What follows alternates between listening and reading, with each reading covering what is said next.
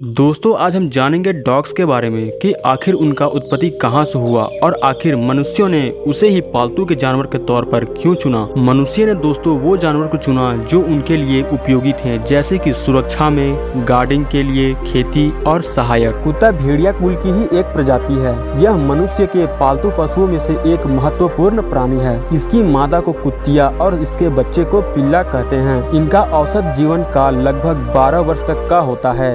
Dog यानी कि कुत्ता, यह जीव मानव समाज के बीच ही रहता है। यह एक सर्वाहारी जीव है, यानी कि मांस, मछली हो या साग सब्जी सभी चीजें खाता है। दोस्तों आप लोग सोच रहे होंगे कि कुत्ता तो एक काफी कॉमन प्राणी है, इसे आखिर कौन नहीं जानता, लेकिन इसका रहस्य दोस्तों काफी वर्षों पहले का छिपा हुआ है। 11 से लगभग 16,000 साल पहले पश्चिमी यूरोप में भेड़िया को पालतू बनाना शुरू किया गया था। यह उस समय की बात है जब मानवों का विकास हो रहा था। भेड़िए और कुत्ते मानव विकास के समय मानव द्वारा शिकार के बाद छोड़ दिए गए शवों का लाभ लेते थे। साथ ही में ये जानवर मनुष्यों के लिए शिकार को पकड़ने में सहायता करते थे और बड़े शिकारियों से इनकी रक्षा भी करते थे। शुरुआती दौर में भेड़ियों के वंशज कुत्ते मनुष्यों के लिए काफी महत्वपूर्ण भूमिका निभाते थे। जैसे मानवों के घरों के पास रहने से उन्हें अधिक सुरक्षा मिलती थी और अधिक विश्वसनीय भोजन भी मिलता था। इसके अलावा दोस्तों मनुष्यों को भी कुत्ते के अपने घर के आसपास रहने से काफी हेल्प मिल जाया करता था। जैसे मनुष्यों के द्वारा बर्बाद किए हुए शिकार को कुत्ते खा करके साफ कर दिया करते थे और वे अजनबी शिकारियों से भी अपने मालिक को सतर्क किया करते थे।